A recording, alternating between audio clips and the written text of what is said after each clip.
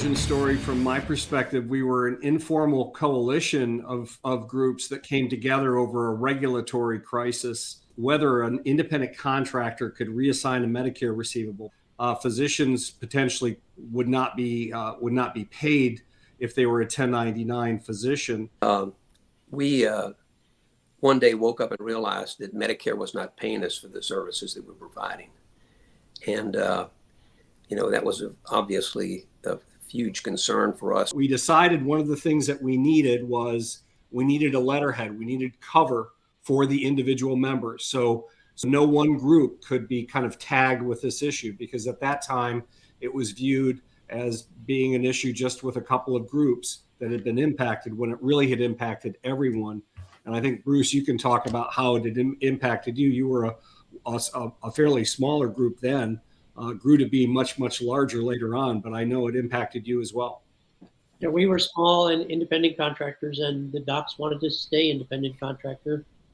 We'd already been through an audit and had to fight the IRS based on the regional everybody's doing it rule. And we eventually won that, and then they turned around and did this. So it was like a succession of government hitting you from one side and then the government hitting you from the other side. So we were very happy that somebody was trying to address this problem with the 1099 contractors. We started out in the early days really just trying to make sure to preserve the reimbursements coming into those groups that had independent contractors. And Dr. Moscow came in from Texas, and Greg Huffstetler and Mitch Cordova, who was with a physician with then Spectrum Health, which became part of MCare, and Jack Greenman from Sterling Health. Those are really the founding members. And we decided to formalize our informal coalition.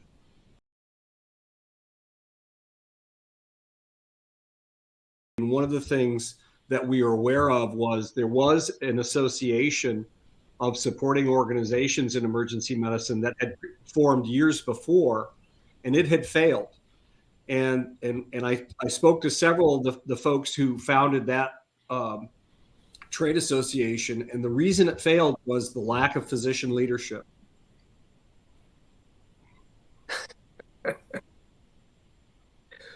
Well, the really amazing part about it is the ink wouldn't even dry on our incorporation, and the 95 guidelines were introduced and became the biggest issue of the day.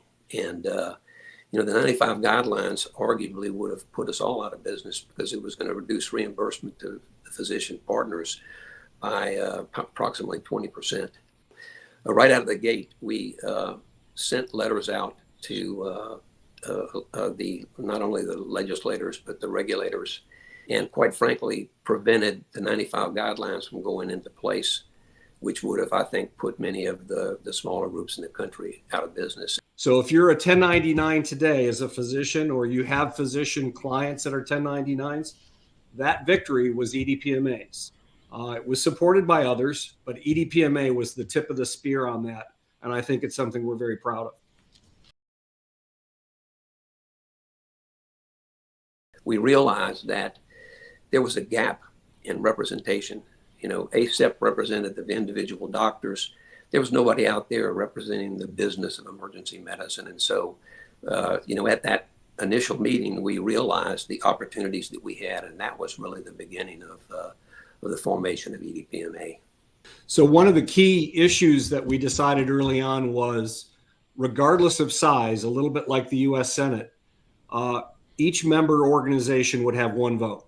So that was an important fundamental principle, and that we would be an organization of organization, not an organization of individuals like ACEP is in other work professional societies. I think the value for emergency medicine and for the individual groups was the transfer of information at the Solution Summits.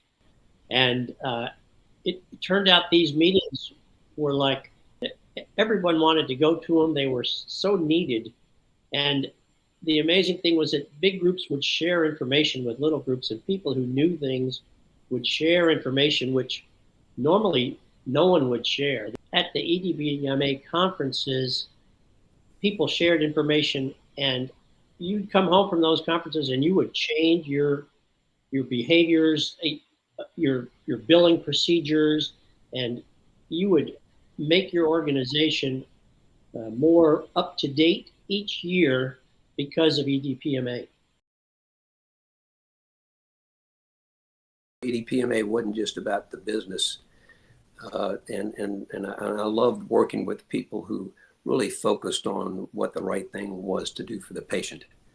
And so, the work that we did early on value-based purchasing around the quality metrics, around patient protections, it was people who were going there to not only learn how to operate your business in the way that you can keep your doors open, but it's also in leading the industry down that path of patient protections, quality of care, and treat patients with dignity and respect. When you think about the next 25 years, the important thing is the challenges aren't going to go away. There's always going to be challenges, and EDPMA is going to stay relevant.